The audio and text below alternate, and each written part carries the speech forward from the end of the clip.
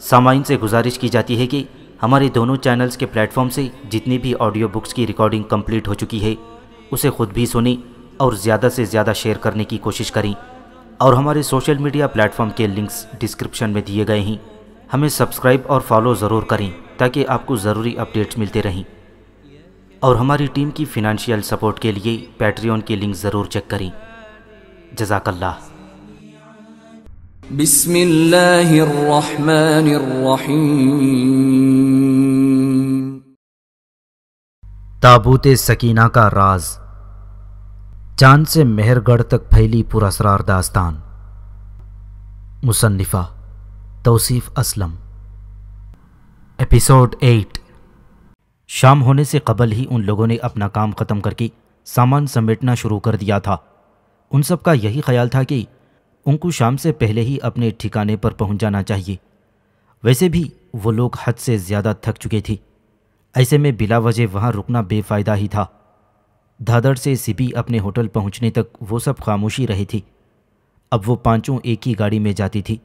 Jeep کو hotel میں ہی کھڑا کر دیا گیا تھا کیونکہ اب احمدین اور سعد نے چھوٹے ٹرک پر ہی آنا تھا۔ سارا راستہ کوئی نہیں بولا، لیکن ایک بات طے تھی کہ آج رات بہت سی باتوں سے پردہ اٹھنے والا تھا۔ ڈمور کو دیکھ کر اندازہ ہو رہا تھا کہ وہ سب کچھ کھول کر بیان کرنے والا ہے، بس مناسب وقت کا انتظار کر رہا ہے۔ پروفیسر مکین بھی اپنی ساری تحقیق آج بتانے والے تھی، اور ساتھ ہی پروفیسر سالم کے ارادے بھی کچھ ایسے ہی لگ رہے تھے۔ اس وقت سبھی خود کو کسی مہماتی فلم کا کردار محسوس کر رہی تھی، جس میں بچنے کی صرف ایک ہی صورت ہوتی ہے کہ کوئی راز راز نہ رہے اور سب کو سب کچھ پتہ ہو۔ شام سے پہلے ہی وہ ہوٹل پہنچ چکے تھے۔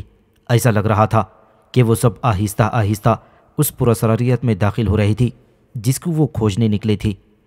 یہ راز بھی شاید ان پر ہی منکشف ہوتا ہے جو اس میں داخل ہوتے ہیں، اور ماضی اتنا ہی پراسرار اور اندیکھا راز ہوتا ہے جتنا یہ تھا۔ ان کی کھوج کوئی معمولی کھوج نہیں تھی، شاید وہ ایک نیا جہان تلاش کر رہی تھی۔ وہ ایک ایسی کھوج میں تھی جس کی کھوج میں خود کھوج تھی۔ وہ ایک ایسا ماضی کریدنے کی کوشش کر رہی تھی جسے ماضی خود کرید رہا تھا۔ سبھی وقت سے پہلے پروفیسر سالم کے کمرے میں موجود تھی۔ آج بہت کچھ کھولنے والا تھا، بہت سی باتوں کو دہرایا جانا تھا۔ آج کی رات خاص تھی، سبھی شاید خوف سے آزاد ہو رہی تھی۔ ان سب کا اصل سفر تو اب شروع ہونا تھا۔ سب کے آ جانے کے بعد پروفیسر مکین نے بات کا آغاز کیا۔ میرے خیال میں ہمیں ایک بار پھر سب کچھ ابتدا سے کرنے کی ضرورت ہے۔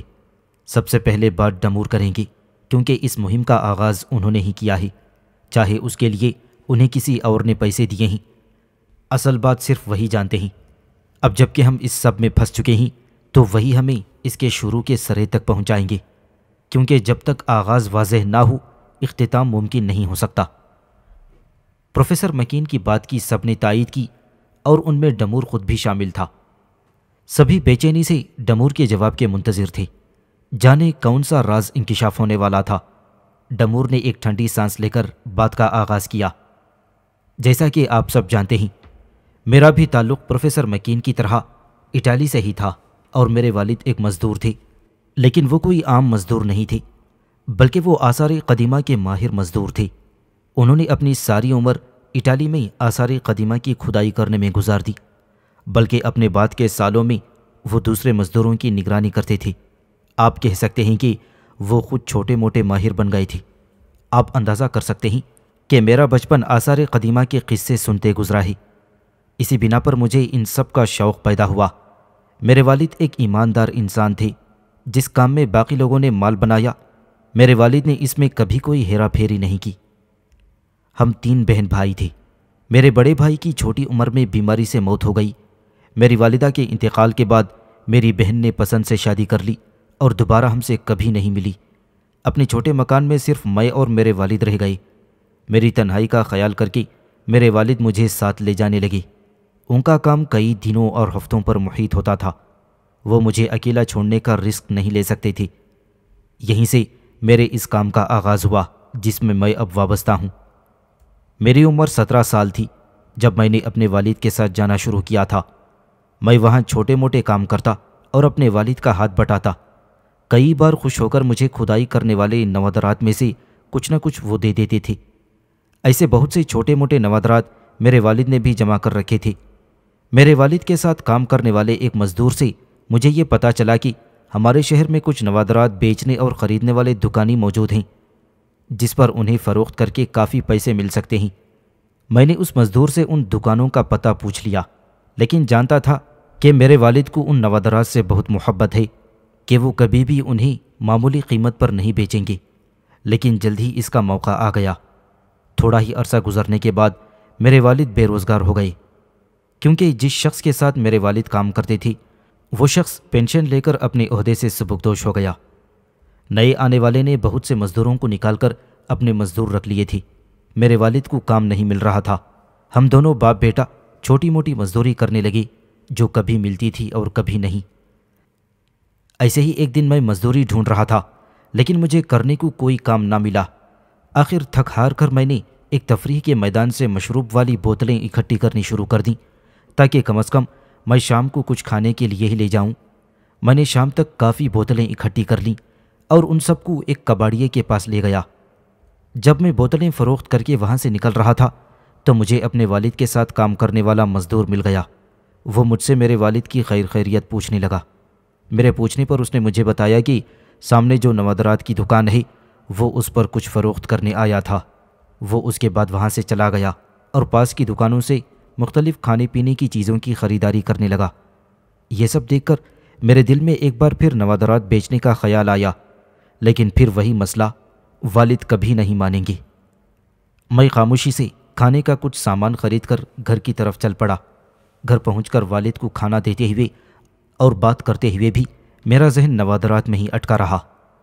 آخر مجھے ایک خیال سوجھ ہی گیا اور میں خوشی سے اچھل پڑا۔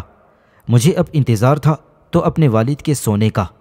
والد کے سوتے ہی میں خاموشی سے ساتھ والے کمرے میں چلا گیا اور وہ نوادرات نکال کر ایک تھیلے میں ڈالنے لگا جو میں نے پچھلے 2 سالوں میں اکٹھے کیے تھے۔ ان کی تعداد بہت زیادہ تو نہیں تھی، لیکن پھر بھی وہ کافی تھے۔ میں نے سوچ لیا تھا کہ والد صاحب کو نہیں بتاؤں گا، اور ویسے بھی وہ کون سا میرے سامان کی تلاشی لیتے تھے جو ان کو کوئی شک ہوگا۔ اگلے دن میں نے سر درد کا بہانہ کیا اور والد سے کہا کہ میں دوپہر کو مزدوری کے لیے جاؤں گا۔ وہ میری بات مان کر اکیلے ہی گھر سے نکل گئے۔ ان کے جانے کے بعد مجھے جب یقین ہو گیا کہ وہ گلی سے آگے نکل گئے ہوں گے، میں بھی اپنا نوادرات کا تھیلا اٹھا کر بازار کے لیے نکل گیا۔ غرض کہ مجھے دکاندار نے ان نوادرات کے عوض اچھی خاصی رقم دے دی اور ساتھ ہی کہا کہ میں اگر ایسے ہی مزید نوادرات لا کر دیتا رہوں تو وہ مجھے دوسروں سے زیادہ رقم دے گا۔ میں اس سب سے بہت خوش ہوا۔ پھر کیا تھا، میں دن بھر بوتلیں اکٹھی کرتا اور شام کو کافی کھانا اور ضرورت کی چیزیں لے کر گھر جاتا۔ میرے والد مجھ سے بہت خوش تھے۔ بس خدا کا کرنا ایسا ہوا کہ میرے والد کچھ عرصے بعد ہی بیمار ہو گئے۔ انہیں میری والدہ اور بہن کا بہت غم تھا۔ میں نے ان کے علاج پر بہت توجہ دی، لیکن وہ شاید اب زندہ نہیں رہنا چاہتے تھے۔ ان کے زندہ رہنے کی آخری وجہ بھی ختم ہو چکی تھی۔ وہ مرنے سے پہلے مجھے اپنے سارے نوادرات دے گئے۔ اس کے ساتھ ہی مجھے نصیحت کی کہ ان سب کو فروخت کر کے زندگی میں کچھ کروں، لیکن آثار قدیمہ جیسے شعبے سے دور رہوں، کیونکہ یہ انسان کو حال میں رہنے نہیں دیتا بلکہ ماضی میں کھینچ کر لے جاتے ہیں۔ یہ تو انہوں نے سچ کہا تھا۔ پروفیسر سارم نے ان کی بات کی تصدیق کی۔ بس پھر کیا تھا، اپنے والد کا تنہا غم منانے کے بعد میں سارے نوادرات ایک گاڑی پر لاد کر اسی دکاندار کے پاس پہنچ گیا۔ میں ان کو فروخت کر کے بہت مالدار ہو گیا۔ اس دکاندار نے مجھے اپنے سارے کاروبار میں شامل کر لیا۔ مجھے نوادرات کی پہچان تھی اور شوق بھی تھا۔ اس دکاندار نے مجھے اپنے ساتھ کاروبار میں شامل کر لیا۔ مجھے نوادرات کی پہچان تھی اور شوق بھی تھا، کیونکہ ماضی شاید مجھے بھی اپنے اندر کھینچ چکا تھا۔ بس چند سالوں میں ہی میں اٹلی کا ایک بہت بڑا نوادرات کا اسمگلر بن گیا۔ مجھے نوادرات سے محبت بھی تھی اور ان کا شوق بھی تھا۔ دونوں نے مل کر مجھے کامیاب بنا دیا، اور اب اس بات کو 12 سال گزر چکے ہیں اور میں نے کبھی پیچھے مڑ کر نہیں دیکھا۔ اب سے کوئی 3 ہفتے پہلے مجھے ایک خفیہ پیغام ملا کہ کوئی سیٹ مجھ سے ملنا چاہتا ہے۔ یہ سب میرے لیے کوئی نئی بات نہیں تھی۔ میں سن کر خوش تھا، کیونکہ ایسی ملاقاتیں ہمیشہ ایک بڑی ڈیل پر ختم ہوتی تھیں۔ میں اس وقت نہیں جانتا تھا کہ یہ شاید میری زندگی بدلنے والی ہے۔ ملکہ ایزابیل اور فنان احتیاط کے ساتھ آگے کی طرف بڑھنے لگے تھے، لیکن جلد ہی دونوں کو احساس ہو گیا کہ وہ اپنے قدموں میں اس آگ کے گڑھے کے قریب بھی نہیں پہنچ سکتے اور اندر دیکھنا تو دور کی بات ہے۔ ملکہ نے فنان کا ہاتھ پکڑا تھا اور وہ فضا میں بلند ہو گئے۔ اب کی بار ان کا رخ اس گڑھے کے مرکز کی طرف تھا جہاں سے لاوا نکل رہا تھا۔ جیسے جیسے فاصلہ کم ہو رہا تھا، لاوے کی تپش کی وجہ سے ان کو مزید اوپر اٹھنا پڑ رہا تھا، یہاں تک کہ وہ جب بالکل اس کے درمیان اور مرکز میں پہنچے تو وہاں گرمی کا احساس اس قدر زیادہ تھا کہ ان دونوں کو کافی اوپر ہونا پڑا تھا۔ وہ دونوں اندازہ لگانے کی کوشش کر رہے تھے کہ یہ سب کچھ کیا ہے، لیکن انہیں کامیابی نہیں ملی۔ آخر تھک ہار کر وہ اس آگ اگلتے گڑھے سے ہٹ کر ایک چٹان پر اتر گئے۔ اب کیا کرنا ہے؟ فنان نے سوال کیا۔ وہ جانتا تھا کہ وہ زیادہ دیر تک یہاں نہیں ٹھہر سکتے۔ تم یہاں رکو فنان، میں اس گڑھے کے قریب جا کر معلومات لیتی ہوں، ملکہ ایزابیل نے فنان کو کہا، اور اس کے جواب کا انتظار کیے بغیر ہی وہ فضا میں بلند ہو گئی تھی۔ فضا میں بلند ہوتے ہوئے ملکہ کے جسم کا رنگ اور لباس دونوں بدل گئے۔ ملکہ اس وقت پگھلے سونے جیسا جسم اور اس رنگ سے کچھ گہرے رنگ کے دھات سے بنے لباس میں ملبوس اس سوراخ کے پاس اتر رہی تھی جو آگ اگل رہا تھا۔ فنان سانس رو کے سب دیکھ رہا تھا۔ اسے یوں محسوس ہو رہا تھا جیسے وہ ملکہ ایزابیل کو آج سے پہلے جانتا ہی نہیں تھا۔ چاند کائنات کی ملکہ اس وقت اپنی پوری طاقت سے ایک دوسری کائنات کے راز کھوج رہی تھی، یا شاید اس کائنات کے راز ڈھونڈ رہی تھی۔ ملکہ بالکل اس گڑھے کے کنارے پر جا کر بیٹھ گئی جو آگ اگل رہا تھا۔ اس سے آگے کا منظر اتنا خوفناک تھا کہ فنان نے آنکھیں بند کر لیں۔ جیسے ہی ملکہ ایزابیل اس کے کنارے پر بیٹھی اور اسے تھام کر اپنی آنکھیں بند کیں، تب تک وہ لاوا ملکہ کو گلے تک اپنے اندر لے چکا تھا۔ چند ہی لمحوں میں ملکہ مکمل طور پر اس لاوے میں چھپ گئی تھی جو اس گڑھے سے تیزی کے ساتھ نکل کر ارد گرد پھیل رہا تھا۔ فنان نے جب ڈرتے ڈرتے اپنی آنکھیں کھولیں تب تک وہاں صرف آگ اگلتا گڑھا تھا اور کچھ نہیں۔ فنان کو سمجھ نہیں آ رہا تھا کہ وہ سب کچھ کیا ہے اور وہ کیا کرے۔ ویسے بھی اس شیطانی سمندر کے ڈریگن مثلث میں داخل ہوتے ہی اس کی طاقتوں نے کام کرنا چھوڑ دیا تھا۔ سفید بادلوں میں سے نظر آنے والا منظر خوفناک تھا۔ وہاں اگلتی آگ کے علاوہ کچھ نہیں تھا۔ وہ آگ بھڑکتی ہوئی آگ تھی جو باہر کی طرف پھیلتے ہوئے اپنے اندر ہر جاندار کو جلا کر بھسم ہی کر رہی تھی۔ وہاں موجود بہت بڑے بڑے جانور اور درخت اس کی لپیٹ میں آ رہے تھے۔ منظر بدلا تھا۔ اب بھی وہ گڑھا آگ اگل رہا تھا، مگر اس مرتبہ اس آگ کے اندر خود کچھ لوگ جا رہے تھے۔ ملکہ ایزابیل کچھ سمجھ نہیں پائی کہ وہ ایسا کیوں کر رہے ہیں۔ یہ تکلیف دہ اور خوف سے بھرپور انتظار زیادہ لمبا نہیں ہوا تھا۔ آگ میں ہلچل پیدا ہوئی اور اس آگ سے کوئی نکل کر فضا میں بلند ہوا، اور یہ کوئی اور نہیں بلکہ ملکہ ایزابیل تھی۔ ملکہ کو لاوے نے بالکل اپنے اندر چھپا رکھا تھا، مگر جیسے جیسے ملکہ بلند ہو رہی تھی، لاوا قطروں کے شکل میں اس کے وجود اور لباس سے جھڑ کر نیچے گر رہا تھا۔ جلدی ملکہ ایزابیل اپنے اصل روپ میں فنان کے پاس پہنچ گئی۔ فنان ملکہ کو دیکھ کر مسکرا رہا تھا۔ آج اس کی آنکھوں میں ملکہ کے لیے ستائش نہیں بلکہ فخر تھا، اس لیے کہ وہ چاند کائنات کی ملکہ تھی۔ ملکہ نے فنان کا ہاتھ پکڑا اور وہ ایک بار پھر اسی چھوٹے سے جزیرے میں موجود تھے جہاں سے وہ اس جزیرے ایزوشیما میں آئی تھی۔ وقتی طور پر وہ دونوں ایک عظیم خطرے سے دور آ گئے تھے، لیکن وہ تھے اسی شیطانی سمندر میں۔ ملکہ صرف شیطانی سمندر میں ہی نہیں تھی بلکہ کسی شیطانی آنکھ کی نگرانی میں، جسے وہ خود بھی محسوس کر رہے تھے۔ جب میں ہوٹل پہنچا جہاں مجھے ملاقات کے لیے بلایا گیا تھا تو وہ مجھے ایک خاص کمرے میں لے گئے۔ مجھے لے جانے والے اور بلانے والے کمرے سے باہر ہی تھے اور مجھے اکیلے میں اندر بھیجا گیا۔ تب مجھے اندازہ ہوا کہ کام کروانے والے خود کو اس سب میں پوشیدہ رکھنا چاہتے ہیں۔ جب میں کمرے میں داخل ہوا تو وہاں پر 5 سے 6 افراد موجود تھے۔ میرے کمرے میں پہنچتے ہی ان میں سے ایک شخص نے میرے ساتھ بات چیت شروع کی۔ مجھ سے کہا گیا کہ وہ تابوت سکینہ کو ڈھونڈنا چاہتے ہیں۔ ان کے کہنے کے مطابق وہ ہر اس جگہ اسے ڈھونڈ رہے ہیں جہاں اس کی موجودگی کا شک یا اس کا دعویٰ کیا جاتا ہے۔ اسی شخص نے مجھے بتایا کہ وہ مجھے مہر گڑھ کے آثار قدیمہ میں تابوت سکینہ ڈھونڈنے کے لیے بھیجنا چاہتے ہیں۔ اس کا کہنا تھا کہ مجھے جتنے پیسے کی ضرورت ہوگی مجھے مہیا کیا جائے گا۔ اس کے علاوہ مشن کامیاب ہو یا ناکام مجھے میرا معاوضہ پورا دیا جائے گا۔ اس کے ساتھ رازداری شرط تھی۔ ویسے بھی میں کون سا انہیں جانتا تھا، لیکن میں اندازہ لگا چکا تھا کہ وہ کون لوگ ہیں۔ لیکن مجھے ان سب باتوں سے نہیں، اس لمبی چوڑی رقم سے مطلب تھا جو مجھے ملنے والی تھی۔ پروفیسر مکین اور پروفیسر سارم کو اس سب میں شامل کرنے کا انہوں نے ہی کہا تھا، اور وہ اس ساری تحقیق سے واقف تھے جو پروفیسر مکین اور پروفیسر سارم نے تابوت سکینہ کی ممکنہ مہر گڑھ میں موجودگی پر کی تھی۔ اس کے بعد جو کچھ بھی ہوا اس سے ہم سب ہی واقف ہیں۔ ڈمور نے تفصیل سے جواب دیا۔ تم نے کہا تم جانتے تھے کہ وہ کون لوگ ہیں؟ پروفیسر مکین نے ڈمور کے تفصیلی جواب کے بعد اس سے پہلا سوال کیا۔ جی میں جانتا ہوں کہ وہ کون لوگ ہیں۔ ڈمور نے اپنی بات کی تصدیق ایک بار دوبارہ کی تھی۔ کون ہیں وہ لوگ؟ پروفیسر مکین کا سوال سیدھا اور دو ٹوک تھا۔ ڈمور نے ایک نظر فہد اور رمنا کو دیکھا، لیکن اب جب کہ یہ طے تھا کہ ہر بات ہر ایک کو پتہ ہونی چاہیے تو اسے جواب دینا ہی پڑا۔ وہ لوگ کالی طاقتوں کی خفیہ تنظیم کے تھے جن کے بارے میں کہا جاتا ہے کہ وہ دجال کے پیروکار ہیں۔ اس کے علاوہ شیطان کی عبادت کرنے والے ہیں۔ وہ دجال کو اپنا نجات دہندہ قرار دیتے ہیں۔ میں ان کا نام نہیں لینا چاہتا کہ وہ کون لوگ ہیں، آپ سب ان کے بارے میں جانتے ہوں گے۔ ڈمور کے جواب نے رمنا اور فہد کے اوسان خطا کر دیے تھے، لیکن پروفیسر مکین اور سارم پرسکون ہی رہے۔ صاف پتہ چل رہا تھا کہ وہ اسی طرح کے جواب کی امید رکھتے تھے۔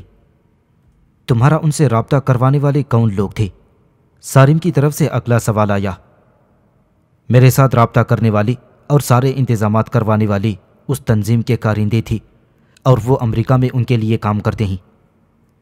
اگلا جواب بھی ان کی توقع کے مطابق ہی تھا، اور باقی سب کچھ وہ اب خود ہی سمجھ سکتے تھے۔ جو کچھ بھی ممکنات میں سے تھا، ان کے گرد شکنجہ کتنا مضبوط تھا وہ سمجھ گئے تھے۔ تمہارا کیا خیال ہے ہماری نگرانی کون اور کیسے کر رہا ہے؟ یہ سوال ایک بار پھر پروفیسر مکین کی طرف سے آیا۔ ہماری نگرانی ظاہر ہے وہی تنظیم کروا رہی ہے جنہوں نے ہمیں یہ کام سونپا ہے، لیکن وہ کر کیسے رہے ہیں میں اس بارے میں یقین سے تو کچھ نہیں کہہ سکتا، لیکن میرے خیال سے اڑن تشتری کے ذریعے ہی کر رہے ہیں، اور شاید رمنا نے اسی کی ایک جھلک دیکھی ہے۔ وہ سب کیا تھا ملکہ؟ مجھے لگتا ہے کہ ہمیں یہاں سے نکلنے کی ضرورت ہے۔ کچھ بھی ہوا ہو وہ اس سب سے پریشان ہو چکا تھا۔ پریشان ہونے کی ضرورت نہیں ہے۔ اگر ہمیں کوئی نقصان پہنچانا چاہتا یا اس کے لیے ممکن ہوتا تو وہ اب تک ایسا کر چکا ہوتا، اس لیے تم پریشان مت ہو۔ ملکہ ایزابیل نے فنان کو تسلی دی۔ ملکہ کیا ہم کسی کی نظروں میں ہیں؟ فنان مزید پریشان ہو گیا۔ پہلے کا تو میں نہیں جانتی، ہاں لیکن اس شیطانی سمندر میں کوئی آنکھ ہے جو ہم سب پر نظر رکھ رہی ہے۔ ملکہ کیسی آنکھ؟ فنان اب تک جو کچھ ہوا وہ بھول کر اس آنکھ کے بارے میں متجسس ہو گیا۔ وہی آنکھ جس کی شبیہ ہمیں تقریباً ہر اس جگہ ملی تھی جہاں پر بھی ہم تابوت سکینہ کی تلاش میں گئے تھے۔ فنان کو بات کچھ سمجھ میں آ گئی تھی۔ ملکہ کیا ہر جگہ پر اسی آنکھ کا اشارہ تھا جو اس شیطانی سمندر میں ہے اور اب ہمارے اوپر بھی نظر رکھے ہوئے ہے؟ ہاں لگ تو ایسے ہی رہا ہے۔ ہو سکتا ہے کہ یہ آنکھ کسی طاقت کی علامت ہو، لیکن اس شیطانی سمندر میں یہ شیطانی آنکھ ہی ہو سکتی ہے، کسی کالی طاقت کی علامت۔ ملکہ اگر شیطانی سمندر میں یہ طاقت موجود ہے اور ہر چیز پر نظر رکھے ہوئے ہے تو کیا یہ ڈیولز ٹریانگل کہلائی جانے والی برموڈا ٹریانگل میں بھی موجود ہوگی؟ کیونکہ برموڈا مثلث کو ڈریگن مثلث کی بہن کہا جاتا ہے۔ فنان نے ایک نیا نقطہ اٹھایا تھا۔ ہاں ہو سکتا ہے یہ شیطانی سمندر اور وہ شیطانی مثلث، ملکہ ایزابیل نے مسکراتے ہوئے جواب دیا۔ ملکہ اس آگ کے گڑھے میں آپ نے کیا دیکھا؟ وہاں کیا تھا؟ فنان کو آخر یاد آ ہی گیا جو ابھی کچھ دیر پہلے بیتا تھا۔ وہ آگ کا گڑھا دراصل کسی جگہ کا راستہ یا کھڑکی ہے، میں یقین سے کچھ نہیں کہہ سکتی، لیکن یہ کسی اور ہی دنیا کی طرف لے جاتا ہے۔ کیا مطلب ملکہ؟ کیسی دنیا؟ آپ کس بارے میں بات کر رہی ہیں؟ اب فنان تھوڑا الجھ گیا تھا۔ جیسے ہم ایک پورٹل سے گزر کر اس کائنات میں آئے ہیں، وہ جگہ بھی کوئی ایسا ہی راستہ ہو سکتی ہے۔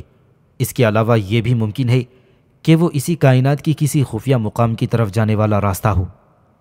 ملکہ وہ مقام کیا تابوت سکینہ کا ٹھکانہ ہو سکتا ہے؟ فنان کو اپنا مقصد ایک بار پھر یاد آیا۔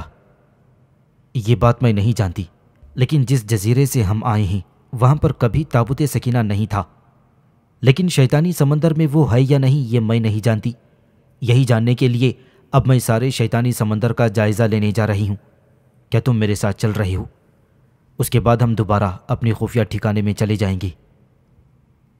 بالکل، کیوں نہیں ملکہ۔ فنان نے اپنا ہاتھ آگے بڑھایا جسے ملکہ ایزابیل نے تھام لیا تھا۔ ویران جزیرہ ایک بار پھر ویران ہو گیا، اور کون جانے یہ ویرانی کب تک رہنے والی تھی۔ ڈمور کی بات مکمل ہو چکی تھی، گو کہ وہ آثار قدیمہ میں آتا جاتا رہا تھا، لیکن تھا تو نوادرات کا ایک سمگلر۔ وہ کوئی محقق یا تاریخ دان نہیں تھا جو اس بارے میں مزید کوئی حاتمی رائے دیتا۔ چلیں اب ہم ایک دوسرے حصے کی طرف آتے ہیں، کیونکہ یہ تو ہم جان ہی چکے ہیں کہ یہ کام کروا کون رہا ہے، اور دوسرا حصہ یہ ہے کہ جو ہم تلاش کر رہے ہیں وہ ہے کیا۔ پروفیسر مکین نے بات کو آگے بڑھاتے ہوئے کہا۔ پروفیسر سارم نے ہنکارا بھرا۔ مطلب تابوت سکینہ کیا ہے، اس کی وضاحت وہ کریں گے۔ سبھی ان کی طرف متوجہ ہو چکے تھے۔ اسلامی حوالوں کے مطابق اس صندوق کو اللہ تعالیٰ نے حضرت آدم علیہ السلام پر نازل کیا تھا۔ یہ تابوت نسل در نسل ہوتا ہوا حضرت داؤد علیہ السلام کے پاس پہنچا تھا۔ انہوں نے اس کے لیے ایک گھر بنانے کے بارے میں سوچا، لیکن زندگی نے مہلت نہ دی اور یہ ذمہ داری حضرت سلیمان علیہ السلام کے کندھوں پر ڈال دی گئی۔ حضرت سلیمان علیہ السلام نے جنات کی مدد سے اس گھر کو تعمیر کیا جسے آج کل ہیکل سلیمانی کا نام دیا جاتا ہے۔ قیاس یہی ہے کہ یہ ہیکل حضرت سلیمان علیہ السلام کے محل کے پاس ہی تعمیر کیا گیا تھا، لیکن یہ بات طے شدہ نہیں ہے۔ جہاں تک بات ہے تابوت سکینہ میں کیا ہے، دراصل تابوت سکینہ جو ایک پراسرار صندوق ہے، شمشاد کی لکڑی کا بنا ہوا تھا۔ اس صندوق میں حضرت آدم علیہ السلام کا جبہ، حضرت موسیٰ علیہ السلام کا عصا اور ان کی جوتیاں، حضرت ہارون علیہ السلام کا عمامہ، حضرت سلیمان علیہ السلام کی انگوٹھی، تورات کی تختیوں کے چند ٹکڑے اور کچھ منہ سلوہ وغیرہ تھا۔ بنی اسرائیل میں یہ صندوق بڑا ہی مقدس اور بابرکت سمجھا جاتا تھا۔ ایک اور خاص بات جس کا میں ذکر کرنا چاہوں گا وہ یہ ہے کہ مسلمانوں کے مطابق اس صندوق کو اللہ نے حضرت آدم علیہ السلام پر اتارا تھا، لیکن یہودی اور مسیحی عقیدے کے مطابق یہ صندوق حضرت موسیٰ علیہ السلام نے خود بنایا تھا۔ پروفیسر سارم نے مختصراً الفاظ میں ساری کہانی سمو دی۔ چلیں یہ تو ہو گیا کہ صندوق کیا ہے اور اس میں کیا تھا اور یہ کہاں سے آیا۔ اب ہم بات کریں گے کہ تابوت سکینہ گیا کہاں۔ پروفیسر مکین نے اگلا سوال اٹھایا۔ فہد نے ہاتھ کھڑا کیا، وہ جدید نظریات پر بات کرنا چاہتے تھے۔ پروفیسر سارم نے سر ہلا کر اجازت دی۔ کچھ کے نزدیک اسے افریقہ میں لے جایا گیا۔ ایک مشہور ماہر آثار قدیمہ ران وائٹ کا کہنا ہے کہ یہ مشرق وسطیٰ میں موجود ہے، اور کچھ لوگوں کے مطابق اسے ڈھونڈنے کی کوشش انگلینڈ کے علاقے میں کرنی چاہیے۔ کچھ جنوبی افریقہ میں ڈھونڈنے کو بہتر خیال کرتے ہیں، جبکہ کچھ اسکالرز کا ماننا ہے کہ یہ تابوت ایتھیوپیا کے تاریخی گرجا گھر اقصم میں پڑا ہوا ہے۔ ایک اور نظریہ یہ ہے کہ یہ بحیرہ مردار کے قریب ایک غار کے اندر کہیں گم ہو چکا ہے، اور ایک نظریہ یہ بھی ہے کہ یہودیوں نے 1981 میں اسے حضرت سلیمان علیہ السلام کے پہلے والے محل میں کھدائی کے دوران نکال کر کہیں نامعلوم جگہ پر منتقل کر دیا ہے، جبکہ کھدائی کرنے والے یہودیوں کا کہنا تھا کہ وہ اس صندوق کے بالکل قریب پہنچ گئے تھے، لیکن اسرائیلی حکومت نے مسلمانوں اور عیسائیوں کے دباؤ میں آ کر اس کی کھدائی پر پابندی لگا دی تھی، اس لیے انہیں یہ کام نامکمل ہی چھوڑنا پڑا۔ اور آج بھی بہت سارے ماہر آثار قدیمہ اور خصوصاً یہودی مذہب سے تعلق رکھنے والے ماہر اس کی تلاش میں سرگرداں ہیں، تاکہ اسے ڈھونڈ کر وہ اپنی اسی روحانیت کو واپس پا سکیں جو کبھی انہیں عطا کی گئی تھی۔ فہد نے پہلے سے بیان کی گئی معلومات سے کچھ ہٹ کر معلومات دی تھیں۔ پروفیسر سارم اور پروفیسر مکین نے ان سب پر کوئی تبصرہ نہیں کیا۔ تابوت سکینہ کہاں کہاں ہو سکتا ہے یہ ضروری نہیں ہے، اس بارے میں بہت سے قیاس اور اندازے ہیں جن میں بہت سے ہم آپس میں بیان کر چکے ہیں۔ اہم بات یہ ہے کہ کیا وہ مہر گڑھ میں ہے یا پاکستان کے کسی علاقے میں موجود ہو سکتا ہے۔ پروفیسر مکین اصل معاملے سے ہٹنا نہیں چاہتے تھے۔ ایک بات جس پر ہم نے شاید پہلے غور نہیں کیا، اس پر غور کریں گے۔ پروفیسر مکین کی اس بات پر سبھی تھوڑا چونکے، انہوں نے بات جاری رکھی، ہم زیادہ تر غور صرف اس بات پر کر رہے ہیں کہ حضرت سلیمان علیہ السلام کے زمانے تک تابوت سکینہ کہاں تھا، یا اس بات پر کہ وہ گم ہو گیا اور ملے گا کہاں سے۔ میں ایک اور بات پر آج بات کرنا چاہتا ہوں، اور وہ یہ ہے کہ تابوت سکینہ ایک بار پہلے بھی گم ہوا تھا جو مل گیا تھا، لیکن جب دوسری بار گم ہوا تو اس کی کچھ خبر نہ ہوئی۔ پروفیسر مکین کی بات سن کر پروفیسر سارم سمجھ گئے کہ مکین کسی خاص بات سے پردہ اٹھانے کے لیے تمہید باندھ رہے تھے۔ آپ جہاں سے چاہیں بات شروع کر سکتے ہیں، ہم شاید کوئی اہم بات بھول گئے تھے۔ پروفیسر سارم نے مکین کو اصل بات کرنے کا اشارہ دیا۔ شاید اصل کھیل اب شروع ہونا تھا، کوئی ایسا راز جو پہلے ان پر نہیں کھلا تھا۔ ملکہ ایزابیل اور فنان شیطانی سمندر کے اوپر چکر لگا رہے تھے۔ وہ ہر جزیرے کو دیکھ رہے تھے کہ شاید انہیں کچھ مل جائے۔ اس سمندر کی لہریں اور ہوائیں اپنے اندر ایک خاص کشش لیے ہوئے تھیں۔ وجہ کیا تھی یہ وہ جانتے تھے۔ سارے سمندر پر چکر لگاتی اور اسے جانچتے ہوئے ملکہ نے سمندر کے کچھ حصوں پر ایک جالا سا محسوس کیا، ایک باریک اور نہ نظر آنے والا حصار۔